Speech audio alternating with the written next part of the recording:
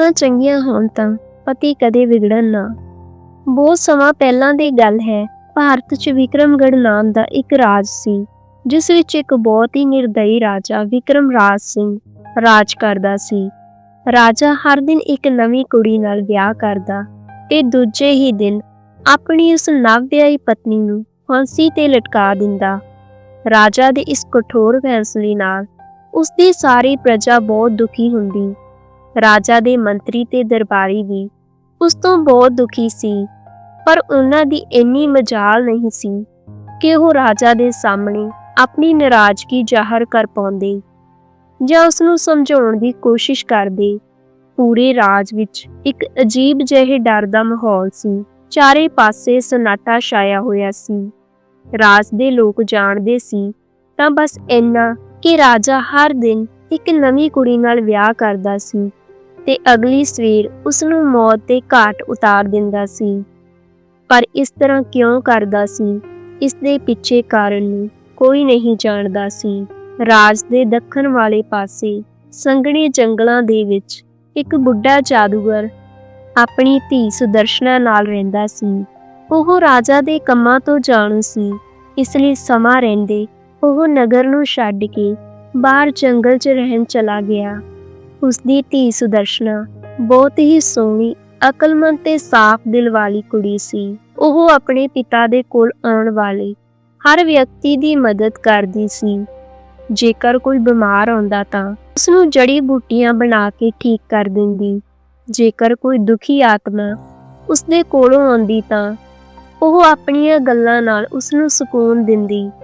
ਇੱਕ ਦਿਨ ਜਦ ਜਾਦੂਗਰ ਨੇ ਕਿਸੇ ਕੰਮ ਤੋਂ ਨਗਰ ਵਿੱਚ ਜਾਣਾ ਸੀ ਤਾਂ ਸੁਦਰਸ਼ਨਾ ਵੀ ਜਿੱਦ ਕਰਕੇ ਉਸ ਦਿਨ ਆਪਣੇ ਪਿਤਾ ਦੇ ਨਾਲ ਚੱਲ ਪਈ।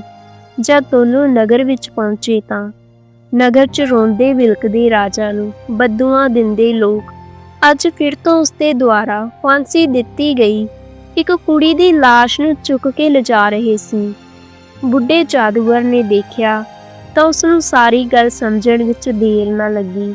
ਉਸਨੇ ਉਸ ਵੇਲੇ ਆਪਣੀ ਧੀ ਨੂੰ ਉੱਥੋਂ ਚੱਲਣ ਲਈ ਕਿਹਾ, ਪਰ ਸੁਦਰਸ਼ਨਾ ਨੇ ਜਦ ਉਹਨਾਂ ਰੋਂਦੇ ਵਿਲਕਦੇ ਲੋਕਾਂ ਨੂੰ ਵੇਖਿਆ ਤਾਂ ਉਸਦਾ ਮਨ ਪਿਘਲ ਗਿਆ ਤੇ ਉਹ ਬੋਲੀ, ਪਿਤਾ ਜੀ, ਪਹਿਲਾਂ ਮੈਨੂੰ ਇਹ ਦੱਸੋ ਕਿ ਇਹ ਲੋਕ ਇੰਨੇ ਦੁਖੀ ਕਿਉਂ ਹਨ ਤੇ ਕਿਉਂ ਇਹ ਰਾਜਾ ਨੂੰ ਬੁਰਾ ਭਲਾ ਕਹਿ ਰਹੇ ਹਨ। ਜਾਦੂਗਰ ਦੇ ਬਹੁਤ ਸਮਝਾਉਣ ਤੇ ਵੀ ਉਹ ਉੱਥੋਂ ਨਾ ਗਈ।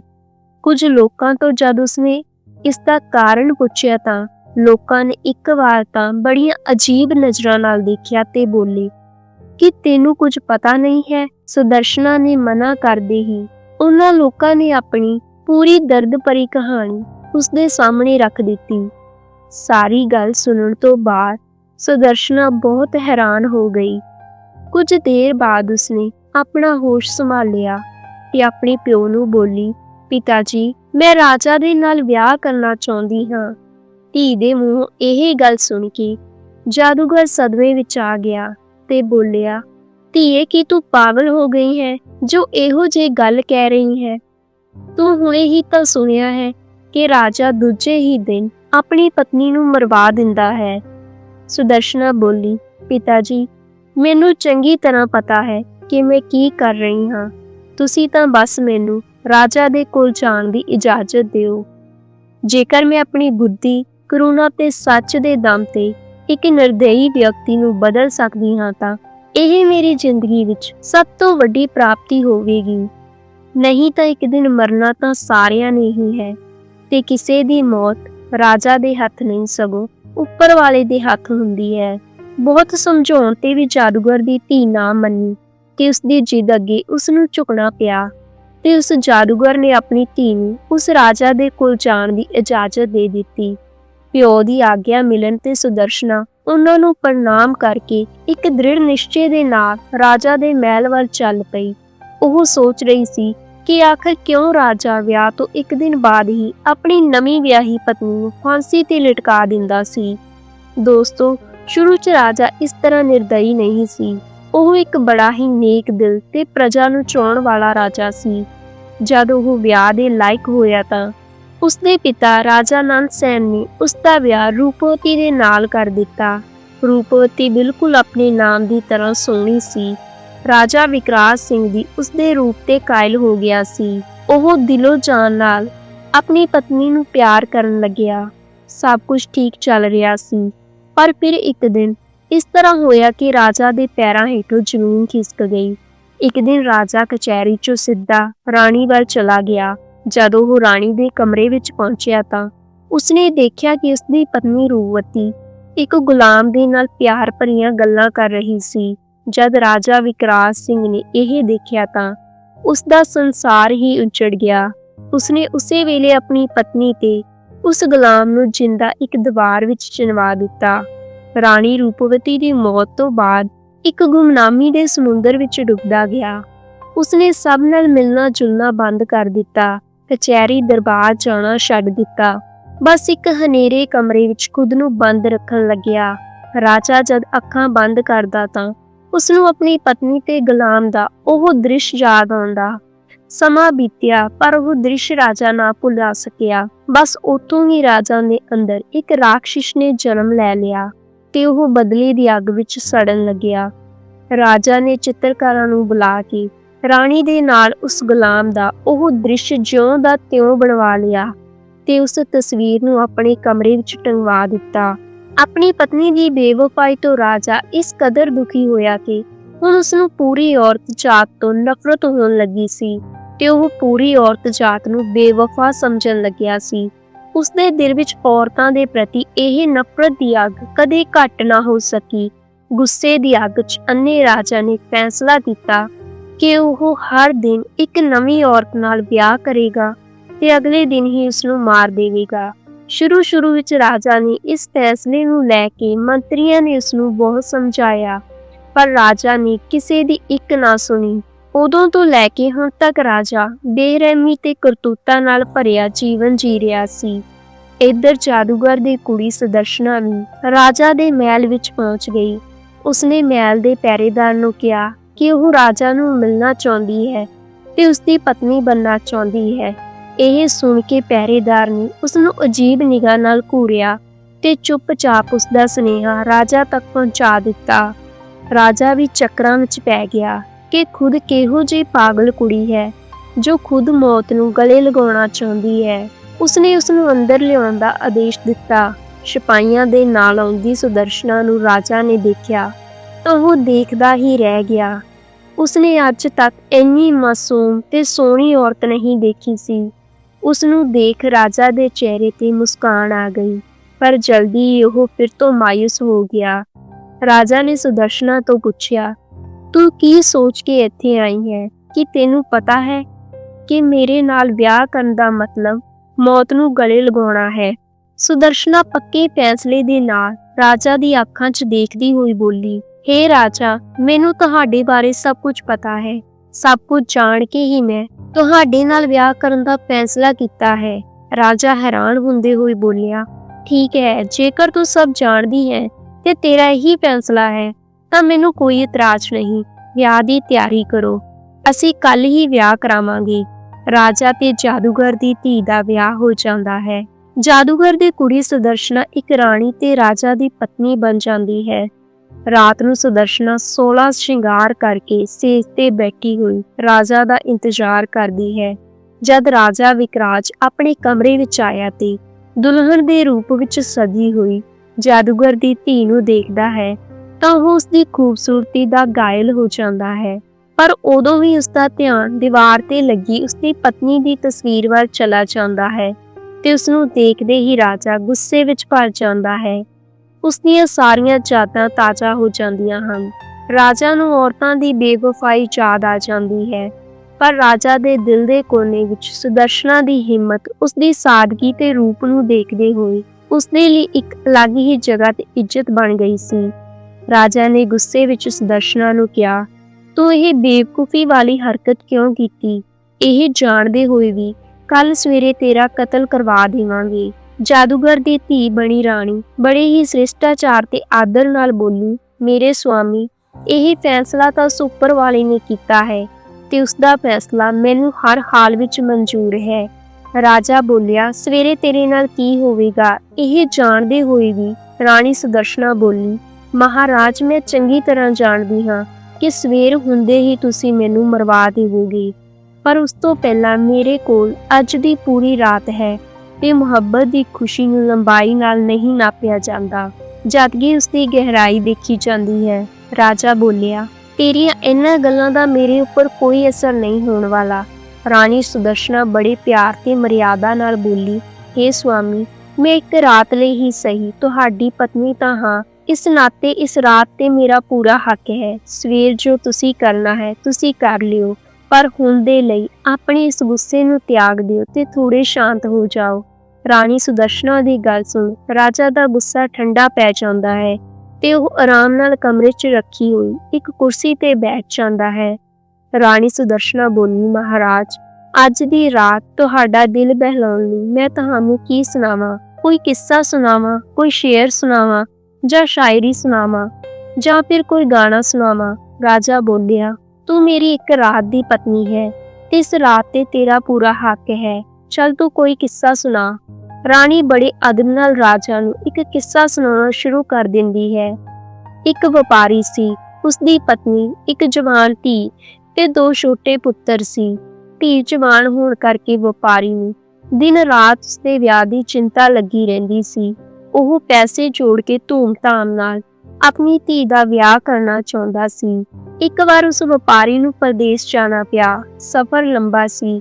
ਉਹ ਆਪਣੇ ਘਰ ਵਾਲਿਆਂ ਨੂੰ ਕੁਝ ਦਿਨਾਂ ਬਾਅਦ ਆਉਣ ਦਾ ਕਹਿ ਕੇ ਚਲਾ ਜਾਂਦਾ ਹੈ। ਜਾਂਦੇ ਹੋਏ ਉਸਦੀ ਧੀ ਉਸਨੂੰ ਖੰਜੂਰਾ ਦਿੰਦੀ ਹੈ ਤੇ ਕਹਿੰਦੀ ਹੈ, ਬਾਬਾ, ਸਫ਼ਰ ਬਹੁਤ ਲੰਬਾ ਹੈ, ਭੁੱਖ ਲੱਗੇ ਤਾਂ ਰਸਤੇ ਵਿੱਚ ਖਾ ਲਿਓ। ਧੀ ਦੀਆਂ ਦਿੱਤੀਆਂ ਖੰਜੂਰਾਂ ਲੈ ਕੇ ਵਪਾਰੀ ਪਰਦੇਸ ਲਈ ਨਿਕਲ ਪੈਂਦਾ ਹੈ। ਰਸਤਾ ਲੰਬਾ ਸੀ ਤੇ ਧੁੱਪ ਕਾਰਨ ਉਹ ਚੱਲਦੇ-ਚੱਲਦੇ ਥੱਕ ਜਾਂਦਾ ਹੈ। ਉਸਨੂੰ ਰਸਤੇ ਵਿੱਚ ਹੀ ਖੂਹ ਨਜ਼ਰ ਆਉਂਦਾ ਹੈ।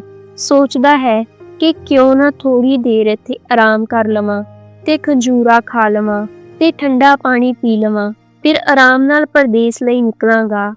ਇਹ ਸੋਚ ਕੇ ਉਹ ਖੂਹ ਦੇ ਨੇੜੇ ਬੈਠ ਕੇ ਆਰਾਮ ਨਾਲ ਖੰਜੂਰਾ ਖਾਣ ਲੱਗ ਜਾਂਦਾ ਹੈ। ਖੰਜੂਰ ਖਾਂਦੇ-ਖਾਂਦੇ ਉਸਦੇ ਹੱਥ ਤੋਂ ਇੱਕ ਦੋ ਖੰਜੂਰ ਖੂਹ ਵਿੱਚ ਡਿੱਗ ਜਾਂਦੀਆਂ ਹਨ। ਖੰਜੂਰਾਂ ਜਿਵੇਂ ਹੀ ਪਾਣੀ 'ਚ ਡਿੱਗਦੀਆਂ ਹਨ ਤਾਂ ਖੂਹ ਦਾ ਬਿਲਕੁਲ ਸਾਫ਼ ਤੇ ਨਿਰਮਲ ਪਾਣੀ ਇੱਕਦਮ ਖੂਨ ਵਿੱਚ ਬਦਲ ਜਾਂਦਾ ਹੈ ਤੇ ਉਸੇ ਵੇਲੇ ਖੂਹ ਵਿੱਚੋਂ ਇੱਕ ਗੁੱਸੇ ਨਾਲ ਭਰਿਆ ਹੋਇਆ ਰਾਖਸ਼ ਨਿਕਲ ਕੇ ਆਉਂਦਾ ਹੈ। ਰਾਖਸ਼ ਦੀਆਂ ਅੱਖਾਂ ਲਾਲ ਸਨ ਤੇ ਉਸਦੇ ਹੱਥਾਂ ਵਿੱਚ ਤੇਜ਼ਧਾਰ ਤਲਵਾਰ ਸੀ। ਇਹ ਸਭ ਦੇਖ ਕੇ ਵਪਾਰੀ ਹੈਰਾਨ ਹੋ ਜਾਂਦਾ ਹੈ। ਡਰਦੇ ਮਾਰੇ ਉਹ ਕੰਬਣ ਲੱਗਦਾ ਹੈ। ਰਾਖਸ਼ ਗੁੱਸੇ ਨਾਲ ਉਸ ਵਪਾਰੀ ਨੂੰ ਕਹਿੰਦਾ ਹੈ, ਮੈਂ ਤੈਨੂੰ ਛੱਡਾਂਗਾ ਨਹੀਂ, ਆਪਣੀ ਤਲਵਾਰ ਨਾਲ ਤੇਰੇ ਟੁਕੜੇ-ਟੁਕੜੇ ਕਰ ਦੇਵਾਂਗਾ। ਵਪਾਰੀ ਪਹਿਲਾਂ ਹੀ ਡਰਿਆ ਹੋਇਆ ਸੀ। ਇਹ ਗੱਲ ਸੁਣ ਕੇ ਉਹ ਡਰਦੇ ਮਾਰੇ ਕੰਬਣ ਲੱਗ ਜਾਂਦਾ ਹੈ ਤੇ ਕਹਿੰਦਾ ਹੈ, ਮੈਂ ਤੇਰਾ ਕੀ ਵਿਗਾੜਿਆ ਹੈ? ਤੂੰ ਮੈਨੂੰ ਕਿਉਂ ਮਾਰਨਾ ਚਾਹੁੰਦਾ ਹੈ?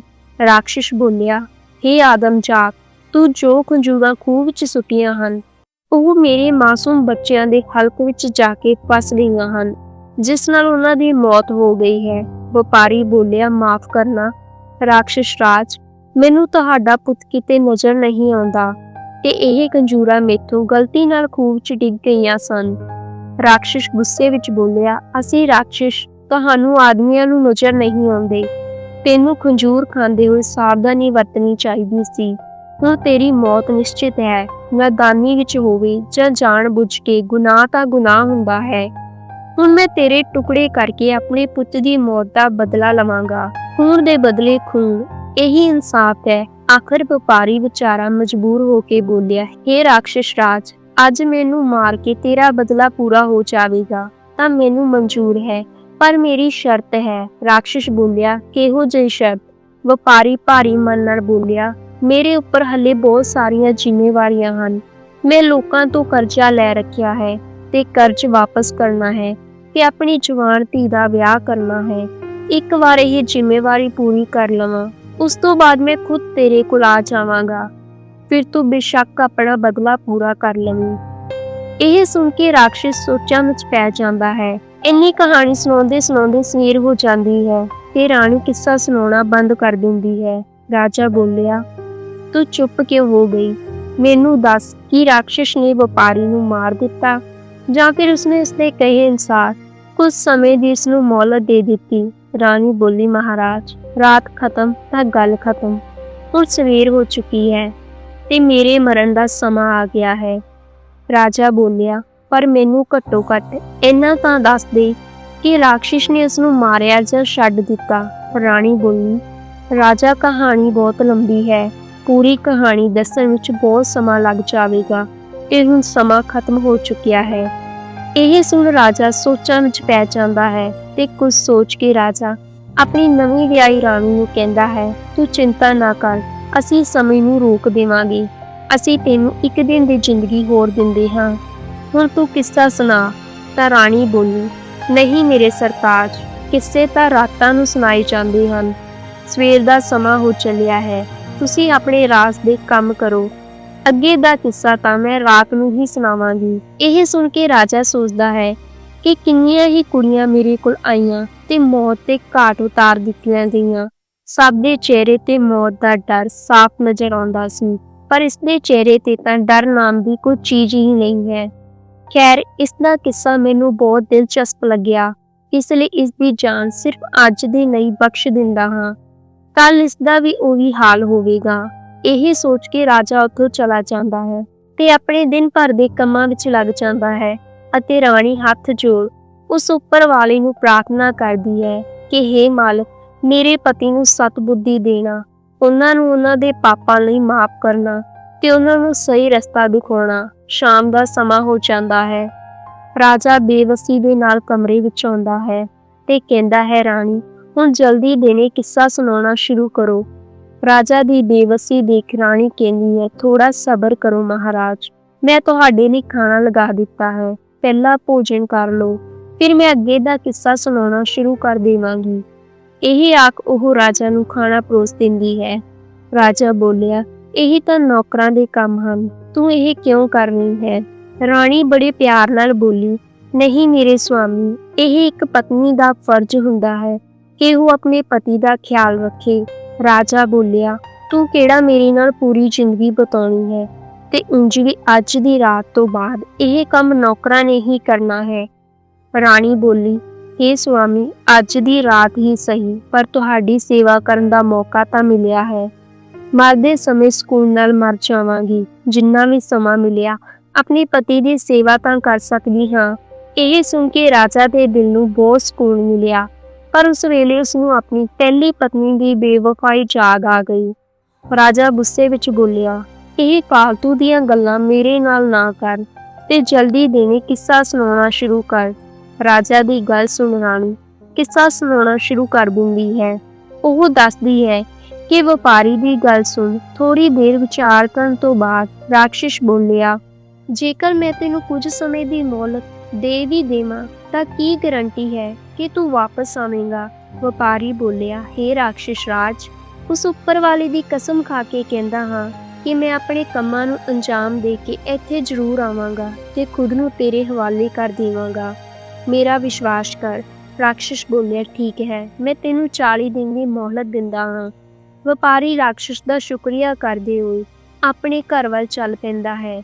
ਕੁਝ ਦਿਨਾਂ ਦੇ ਸਫ਼ਰ ਤੋਂ ਬਾਅਦ ਉਹ ਆਪਣੇ ਘਰ ਪਹੁੰਚ ਜਾਂਦਾ ਹੈ।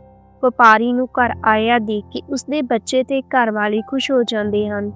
ਉਸਦੀ ਪਤਨੀ ਕਹਿੰਦੀ ਹੈ, ਹੇ ਸੁਆਮੀ, ਤੁਸੀਂ ਥੱਕ ਗਏ ਹੋਵੋਗੇ, ਹੱਥ ਮੂੰਹ ਧੋ ਲਓ, ਮੈਂ ਤੁਹਾਡੇ ਲਈ ਖਾਣਾ ਲਗਾਉਂਦੀ ਹਾਂ। ਇਸ ਵਾਰ ਪਤਾ ਨਹੀਂ ਕਿਉਂ ਮੇਰਾ ਦਿਲ ਬਹੁਤ ਘਬਰਾ ਰਿਹਾ ਸੀ। ਸ਼ੁਕਰ ਹੈ ਉਸ ਉੱਪਰ ਵਾਲੇ ਦਾ ਕਿ ਤੁਸੀਂ ਸਹੀ ਸਲਾਮਤ ਘਰ ਆ ਗਏ। ਆਪਣੀ ਘਰਵਾਲੀ ਦੇ ਮੂੰਹੋਂ ਇਹ ਗੱਲਾਂ ਸੁਣ ਕੇ ਅੰਦਰ ਹੀ ਅੰਦਰ ਵਪਾਰੀ ਦਾ ਦਿਲ ਦਰਦ ਨਾਲ ਤੜਪ ਰਿਹਾ ਸੀ। ਉਸਨੇ ਸੋਚਿਆ ਕਿ ਜਦ ਹਮੇਸ਼ਾ ਲਈ ਜਾਵਾਂਗਾ ਤਾਂ ਮੇਰੇ ਬੱਚਿਆਂ ਤੇ ਘਰਵਾਲੀ ਦਾ ਕੀ ਹੋਵੇਗਾ। ਵਪਾਰੀ ਨੇ ਕਾਗਜ਼ ਦੇ ਅੰਦਰ ਆਪਣੀ ਜ਼ਿੰਦਗੀ ਦੇ ਬਚੇ ਹੋਏ ਦਿਨ ਲਿਖੇ ਹੋਏ ਸੀ ਤੇ ਹੌਲੀ-ਹੌਲੀ ਸਮਾਂ ਬੀਤਦਾ ਜਾ ਰਿਹਾ ਸੀ। ਉਸਨੇ ਆਪਣੀ ਧੀ ਲਈ ਰਿਸ਼ਤਾ ਦੇਖ ਉਸਦਾ ਵਿਆਹ ਕਰ ਉਸਨੂੰ ਵਿਦਾ ਕਰ ਦਿੱਤਾ। ਖੁਸ਼ੀ ਦੇ ਨਾਲ ਵਪਾਰੀ ਅੰਦਰੋਂ ਦੁਖੀ ਵੀ ਸੀ ਕਿਉਂਕਿ ਅੱਜ ਉਸਦੀ ਆਖਰੀ ਰਾਤ ਸੀ। ਕੱਲ ਦਾ ਦਿਨ ਉਸਦਾ ਆਖਰੀ ਦਿਨ ਸੀ। ਕੱਲ ਉਸ ਰਾਕਸ਼ਿਸ਼ ਨੇ ਉਸਦੇ ਟੁਕੜੇ-ਟੁਕੜੇ ਕਰ ਦੇਣੇ ਸੀ। ਵਪਾਰੀ ਬਿਸਤਰ ਤੇ ਪਿਆ ਸੀ ਤੇ ਸਭ ਸੋਚ ਰਿਹਾ ਸੀ। ਨੀਂਦ ਉਸਦੀਆਂ ਅੱਖਾਂ ਵਿੱਚ ਨਹੀਂ ਸੀ ਕਿ ਉਸਨੂੰ ਇਹੀ ਗੱਲ ਖਾ ਰਹੀ ਸੀ ਕਿ ਉਸਦੇ ਮਰਨ ਤੋਂ ਬਾਅਦ ਉਸਦੀ ਪਤਨੀ ਤੇ ਬੱਚਿਆਂ ਦਾ ਕੀ ਹੋਵੇਗਾ। ਦੁਖੀ ਮਨ ਦੇ ਨਾਲ ਵਪਾਰੀ ਉੱਠ ਕੇ ਬੈਠ ਜਾਂਦਾ ਹੈ ਤੇ ਰੋਣ ਲੱਗਦਾ ਹੈ। ਉਸਦੇ ਰੋਣ ਦੀ ਆਵਾਜ਼ ਸੁਣ ਉਸਦੀ ਘਰਵਾਲੀ ਵੀ ਉੱਠ ਜਾਂਦੀ ਹੈ। ਵਪਾਰੀ ਨੂੰ ਇਸ ਤਰ੍ਹਾਂ ਰੋਂਦਾ ਦੇਖ ਘਬਰਾ ਕੇ ਉਸਨੂੰ ਪੁੱਛਦੀ ਹੈ, ਕੀ ਹੋਇਆ ਸੁਆਮੀ, ਤੁਸੀਂ ਰੋ ਕਿਉਂ ਰਹੇ ਹੋ? ਵਪਾਰੀ ਪਹਿਲਾਂ ਤਾਂ ਗੱਲ ਨੂੰ ਟਾਲਣ ਦੀ ਕੋਸ਼ਿਸ਼ ਕਰਦਾ ਹੈ, ਪਰ ਜਦੋਂ ਉਸਦੀ ਪਤਨੀ ਜ਼ਿਆਦਾ ਜ਼ੋਰ ਦੇ ਕੇ ਪੁੱਛਦੀ ਹੈ ਤਾਂ ਉਹ ਟੁੱਟ ਜਾਂਦਾ ਹੈ ਤੇ ਸਾਰਾ ਕਿੱਸਾ ਆਪਣੀ ਪਤਨੀ ਨੂੰ ਰੋਂਦੇ ਰੋਂਦੇ ਸੁਣਾ ਦਿੰਦਾ ਹੈ। ਸਾਰੀ ਗੱਲ ਸੁਣ ਵਪਾਰੀ ਦੀ ਪਤਨੀ ਦਾ ਕਲੇਜਾ ਮੂੰਹ ਨੂੰ ਆ ਜਾਂਦਾ ਹੈ ਤੇ ਉਹ ਤੜਫ ਉੱਠਦੀ ਹੈ ਤੇ ਕਹਿੰਦੀ ਹੈ, ਸੁਆਮੀ, ਤੁਹਾਡੀ ਜਗ੍ਹਾ ਤੇ ਮੈਂ ਉਸ ਰਾਖਸ਼ ਦੇ ਕੋਲ ਜਾਵਾਂਗੀ। ਮੈਨੂੰ ਚਾਹੇ ਕੁਝ ਵੀ ਹੋ ਜਾਵੇ, ਚਾਹੇ ਉਹ ਰਾਖਸ਼ ਮੇਰੀ ਜਾਨ ਲੈ ਲਵੇ, ਪਰ ਮੈਂ ਤੁਹਾਨੂੰ ਕੁਝ ਵੀ ਨਹੀਂ ਹੋਣ ਦੇਵਾਂਗੀ। ਰਾਜਾ ਕਿੱਸੇ ਦੇ ਵਿੱਚ ਹੀ ਬੋਲ ਪੈਂਦਾ ਹੈ, ਵਾਹ ਕੀ ਔਰਤ ਹੈ! ਇਹੋ ਜਿਹੀ ਔਰਤ ਵੀ ਦੁਨੀਆ 'ਚ ਹੁੰਦੀ ਹੈ। ਇਹੋ ਜਿਹੀ ਨੇਕ ਤੇ ਵਫਾਦਾਰ ਪਤਨੀ ਦੀ ਦਹਲੀਜ਼ ਤੇ ਤਾਂ ਫਰਿਸ਼ਤੇ ਵੀ ਆਪਣਾ ਸਿਰ ਝੁਕਾਉਣ। ਰਾਣੀ ਬੋਲੀ, ਬਿਲਕੁਲ ਠੀਕ ਕਿਹਾ ਮਹਾਰਾਜ। ਕੁਝ ਔਰਤਾਂ ਹੁੰਦੀਆਂ ਹਨ ਜਿਨ੍ਹਾਂ ਦੀ ਵਜ੍ਹਾ ਨਾਲ ਸਾਰੀਆਂ ਔਰਤਾਂ 'ਤੇ ਉਂਗਲ ਉਠਾਈ ਜਾਂਦੀ ਹੈ ਤੇ ਸਾਰੀਆਂ ਨੂੰ ਇੱਕੋ ਜਿਹਾ ਸਮਝਿਆ ਜਾਂਦਾ ਹੈ। ਇਹ ਸੁਣ ਕੇ ਰਾਜਾ ਸੋਚਾਂ ਵਿੱਚ ਪੈ ਜਾਂਦਾ ਹੈ। ਰਾਣੀ ਅੱਗੇ ਦਾ ਕਿੱਸਾ ਸੁਣਾਉਣਾ ਸ਼ੁਰੂ ਕਰ ਦਿੰਦੀ ਹੈ। ਵਪਾਰੀ ਆਪਣੀ ਪਤਨੀ ਨੂੰ ਸਮਝਾਉਂਦਾ ਹੈ ਤੇ ਕਹਿੰਦਾ ਹੈ ਕਿ ਇਹੋ ਜਿਹੀਆਂ ਗੱਲਾਂ ਨਾ ਕਰ। ਮੇਰੇ ਹੁੰਦੇ ਹੋਏ ਜੇਕਰ ਤੈਨੂੰ ਕੁਝ ਹੋ ਗਿਆ ਤਾਂ ਮੇਰੇ ਹੋਣ ਦਾ ਕੀ ਫਾਇਦਾ? ਮੇਰੇ ਹੁੰਦੇ ਹੋਏ ਤੂੰ ਇਹ ਕਹਿ ਵੀ ਕਿਵੇਂ ਦਿੱਤਾ ਕਿ ਮੇਰੀ ਜਗ੍ਹਾ ਤੂੰ ਉਸ ਰਾਖਸ਼ ਦੇ ਕੋਲ ਜਾਵੇਂਗੀ? ਗਲਤੀ ਤਾਂ ਮੇਤੋਂ ਹੋਈ ਹੈ ਤੇ ਇਸ ਗਲਤੀ ਦੀ ਸਜ਼ਾ ਤਾਂ ਮੈਨੂੰ ਹੀ ਭੋਗਣੀ ਪਵੇਗੀ।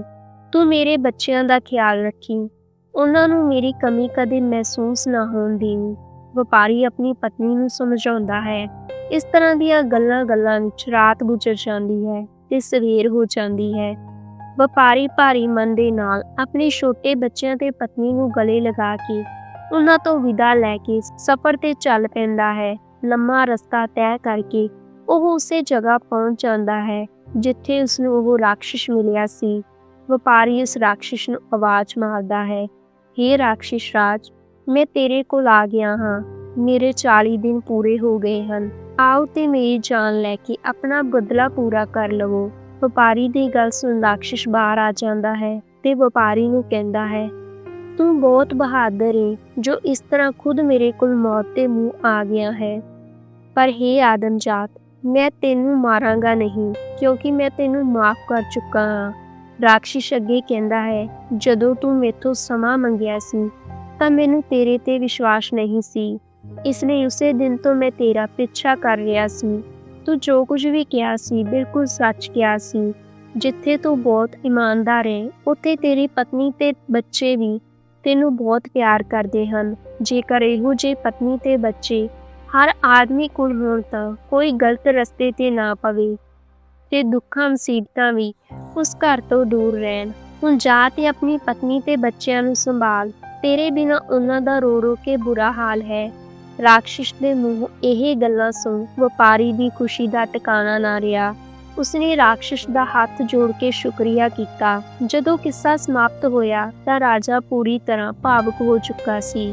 ਉਹ ਰਾਣੀ ਵੱਲ ਪਿਆਰ ਭਰੀਆਂ ਨਜ਼ਰਾਂ ਨਾਲ ਦੇਖ ਰਿਹਾ ਸੀ। ਰਾਣੀ ਬੋਲੀ, ਹੇ ਮਹਾਰਾਜ, ਸਾਰੀਆਂ ਔਰਤਾਂ ਬਿਲਕੁਲ ਵੀ ਇੱਕੋ ਜਿਹੀਆਂ ਨਹੀਂ ਹੁੰਦੀਆਂ ਤੇ ਜਦੋਂ ਤੱਕ ਤੁਸੀਂ ਉਸ ਤਸਵੀਰ ਨੂੰ ਆਪਣੇ ਕਮਰੇ 'ਚੋਂ ਨਹੀਂ ਹਟਾਉਂਦੇ ਉਦੋਂ ਤੱਕ ਤੁਹਾਡਾ ਦੁੱਖ ਘੱਟ ਨਹੀਂ ਹੋਵੇਗਾ ਤੇ ਤੁਸੀਂ ਹਰ ਔਰਤ ਨੂੰ ਬਦਕਾਰ ਹੀ ਸਮਝੋਗੇ। ਇੰਨਾ ਸੁਣ ਰਾਜਾ ਆਪਣੀ ਬੇਵਫਾ ਪਤਨੀ ਦੀ ਉਹ ਟੰਗੀ ਤਸਵੀਰ ਪਾੜ ਕੇ ਉਸ ਨੂੰ ਨਸ਼ਟ ਕਰ ਦਿੰਦਾ ਹੈ ਤੇ ਰਾਣੀ ਦੇ ਹੱਥਾਂ ਨੂੰ ਆਪਣੇ ਹੱਥਾਂ ਵਿੱਚ ਲੈ ਕੇ ਕਹਿੰਦਾ ਹੈ, ਹੇ ਰਾਣੀ, ਅੱਜ ਤੂੰ ਮੇਰਾ ਦਿਲ ਬਦਲ ਦਿੱਤਾ ਹੈ। ਮੈਥੋਂ ਪਾਪੀ ਤੋਂ ਪਤਾ ਨਹੀਂ ਕਿੰਨੇ ਪਾਪ ਹੋਏ ਹਨ। ਹੇ ਰਾਣੀ, ਤੂੰ ਧਨ ਹੈ, ਅੱਜ ਤੂੰ ਮੇਰੀਆਂ ਅੱਖਾਂ ਖੋਲ ਦਿੱਤੀਆਂ ਹਨ। ਰਾਣੀ ਬੋਲੀ, ਹੇ ਮਹਾਰਾਜ, ਤੁਸੀਂ ਮੈਨੂੰ ਮਾਰਨਾ ਚਾਹੁੰਦੇ ਹੋ ਤਾਂ ਬੇਸ਼ੱਕ ਮਾਰ ਦਿਓ, ਪਰ ਮੇਰੀ ਇੱਕ ਸ਼ਰਤ ਹੈ ਕਿ ਤੁਸੀਂ ਮੈਨੂੰ ਸਿਪਾਹੀਆਂ ਹੱਥੋਂ ਨਹੀਂ ਸਗੋਂ ਖੁਦ ਆਪਣੇ ਹੱਥਾਂ ਨਾਲ ਮਾਰੋ। ਮੈਨੂੰ ਇਹ ਬਿਲਕੁਲ ਵੀ ਪਸੰਦ ਨਹੀਂ ਹੈ ਕਿ ਮੈਨੂੰ ਕੋਈ ਸਿਪਾਹੀ ਹੱਥ ਲਗਾਵੇ। ਤੁਹਾਡੇ ਹੱਥੋਂ ਮਰਾਂਗੀ ਤਾਂ ਮੇਰੀ ਰੂਹ ਨੂੰ ਸਕੂਨ ਮਿਲੇਗਾ। ਰਾਜਾ ਬੋਲਿਆ, ਨਹੀਂ ਮੇਰੀ ਰਾਣੀ, ਮੈਂ ਤੈਨੂੰ ਕੁਝ ਨਹੀਂ ਕਰਾਂਗਾ। ਮੇਰਾ ਖੋਖਲਾ ਭਰਮ ਤੋੜ ਕੇ ਤੂੰ ਮੈਨੂੰ ਇੱਕ ਜਿੱਲਤ ਭਰੀ ਜ਼ਿੰਦਗੀ 'ਚੋਂ ਬਾਹਰ ਕੱਢਣ ਵਾਲੀ ਦੇਵੀ ਹੈ। ਤੂੰ ਮੈਨੂੰ ਬਹੁਤ ਪਿਆਰੀ ਹੈ। ਮੈਂ ਤੈਨੂੰ ਹਮੇਸ਼ਾ ਆਪਣੀਆਂ ਪਲਕਾਂ ਤੇ ਬਿਠਾ ਕੇ ਰੱਖਾਂਗਾ। ਜਿੰਨਾ ਪਾਪ ਮੈਂ ਕੀਤਾ ਹੈ ਸ਼ਾਇਦ ਉਸਦੇ ਲਈ ਉਹ ਉੱਪਰ ਵਾਲਾ ਮੈਨੂੰ ਕਦੇ ਮਾਫ਼ ਨਾ ਕਰੇ, ਪਰ ਬਚੀ ਹੋਈ ਜ਼ਿੰਦਗੀ 'ਚ ਮੈਂ ਸਿਰਫ ਖੁਸ਼ੀ ਵੰਡਣਾ ਚਾਹੁੰਦਾ ਹਾਂ ਆਪਣੀ ਪ੍ਰਜਾ ਤੇ ਤੇਰੇ ਨਾਲ। ਉਧਰ ਜਦੋਂ ਜਾਦੂਗਰ ਨੂੰ ਇਹ ਗੱਲ ਪਤਾ ਲੱਗੀ ਕਿ ਉਸਦੀ ਬੇਟੀ ਬਿਲਕੁਲ ਸਹੀ ਸਲਾਮਤ ਹੀ ਨਹੀਂ, ਸਗੋਂ ਰਾਜਾ ਦੀਆਂ ਅੱਖਾਂ ਖੋਲਣ ਵਾਲੀ ਉਸਦੀ ਚਹੇਤੀ ਰਾਣੀ ਬਣ ਗਈ ਹੈ ਤੇ ਰਾਜਾ ਹੁਣ ਇੱਕ ਨੇਕ ਇਨਸਾਨ ਬਣ ਗਿਆ ਹੈ, ਤਾਂ ਉਸਦੀ ਵੀ ਖੁਸ਼ੀ ਦਾ ਟਿਕਾਣਾ ਨਾ ਰਿਹਾ। ਰਾਜਾ ਵਿਕਰਾਲ ਸਿੰਘ ਰਾਣੀ ਸੁਦਰਸ਼ਨਾ ਨਾਲ ਖੁਸ਼ੀ-ਖੁਸ਼ੀ ਜ਼ਿੰਦਗੀ ਬਤੀਤ ਕਰਨ ਲੱਗਦਾ ਹੈ। ਵਪਾਰੀ ਨੇ ਆਪਣੀ ਗਲਤੀ ਦੀ ਸਜ਼ਾ ਸਵੀਕਾਰ ਕੀਤੀ, ਪਰ ਉਸਦੀ ਪਤਨੀ ਤੇ ਬੇਟੀ ਦੀ ਨਿਸ਼ਠਾ ਤੇ ਪਿਆਰ ਨੇ ਉਸਨੂੰ ਇੱਕ ਨਵਾਂ ਰਸਤਾ ਦਿਖਾਇਆ ਤੇ ਰਾਕਸ਼ਿਸ਼ ਨੇ ਉਸਦੀ ਇਮਾਨਦਾਰੀ ਤੇ ਸਮਰਪਣ ਨੂੰ ਦੇਖ ਕੇ ਉਸਨੂੰ ਮਾਫ ਕਰ ਦਿੱਤਾ। ਉਹ ਘਰ ਪਰਤਣ ਵਿੱਚ ਸਫਲ ਹੋਇਆ। ਰਾਜਾ ਨੇ ਰਾਣੀ ਦੀ ਸਮਝਦਾਰੀ ਤੇ ਬਲਿਦਾਨ ਨੂੰ ਸਮਝਿਆ ਤੇ ਆਪਣੇ ਪੁਰਾਣੇ ਦੁੱਖਾਂ ਤੋਂ ਮੁਕਤੀ ਪਾਈ। ਦੋਸਤੋ, ਇਹ ਕਹਾਣੀ ਸਾਨੂੰ ਸਿਖਾਉਂਦੀ ਹੈ ਕਿ ਸੱਚੇ ਪਿਆਰ ਤੇ ਨੈਤਿਕਤਾ ਦੀ ਸ਼ਕਤੀ ਨਾਲ ਹੀ ਜ਼ਿੰਦਗੀ 'ਚ ਬਦਲਾਅ ਲਿਆਂਦਾ ਜਾ ਸਕਦਾ ਹੈ। ਜ਼ਿੰਦਗੀ 'ਚ ਹਾਲਾਤ ਕਿਹੋ ਜਿਹੇ ਵੀ ਹੋਣ, ਬਸ ਆਪਣੀ ਇਮਾਨਦਾਰੀ ਤੇ ਨੈਤਿਕ ਗੁਣਾਂ ਨੂੰ ਕਦੇ ਨਹੀਂ ਭੁੱਲਣਾ ਚਾਹੀਦਾ। ਇਸ ਨਾਲ ਨਾ ਸਿਰਫ ਤੁਸੀਂ ਮਾੜੇ ਸਮੇਂ ਨੂੰ ਹਰਾ ਸਕੋਗੇ, ਸਗੋਂ ਚੰਗੇ ਦਿਨ ਵੀ ਤੁਹਾਡੇ ਕੋਲ ਭੱਜੇ ਆਉਣਗੇ ਤੇ ਦੁਸ਼ਮਣ ਵੀ ਆਪਣੇ ਬਣ ਜਾਣਗੇ। ਇਹ ਕਹਾਣੀ ਤੋਂ ਇਹ ਦੇਖਣ ਨੂੰ ਮਿਲਦਾ ਹੈ ਕਿ ਜੇਕਰ ਔਰਤਾਂ ਚਾਹੁਣ ਤਾਂ ਬੰਦੇ ਨੂੰ ਮਾੜਾ ਵੀ ਬਣਾ ਸਕਦੀਆਂ ਹਨ ਤੇ ਜੇਕਰ ਉਹ ਚਾਹੁਣ ਤਾਂ ਬੰਦੇ ਨੂੰ ਵੀ ਚੰਗਾ ਤੇ ਨੇਕ ਇਨਸਾਨ ਬਣਾ ਸਕਦੀਆਂ ਹਨ। ਇਹ ਸਭ ਉਹਨਾਂ ਦੇ ਹੱਥ ਹੁੰਦਾ ਹੈ। ਦੋਸਤੋ, ਅੱਜ ਦੀ ਇਹ ਕਹਾਣੀ ਤੁਹਾਨੂੰ ਕਿਹੋ ਜਿਹੀ ਲੱਗੀ, ਮੈਨੂੰ ਕਮੈਂਟ ਵਿੱਚ ਆਪਣੀ ਰਾਏ ਜ਼ਰੂਰ ਦੇਣਾ। ਕਹਾਣੀ ਵਧੀਆ ਲੱਗੀ ਤਾਂ ਕਮੈਂਟ ਵਿੱਚ ਸਤਿਨਾਮ ਸ਼੍ਰੀ ਵਾਹਿਗੁਰੂ ਜ਼ਰੂਰ ਲਿਖਣਾ ਤੇ ਵੀਡੀਓ ਨੂੰ ਵੱਧ ਤੋਂ ਵੱਧ ਸ਼ੇਅਰ ਕਰਨਾ। ਮਿਲਦੇ ਹਾਂ ਅਗਲੀ ਕਹਾਣੀ ਦੇ ਨਾਲ, ਤਦ ਤੱਕ ਲਈ ਆਪਣਾ ਖਿਆਲ ਰੱਖਣਾ। ਧੰਨਵਾਦ।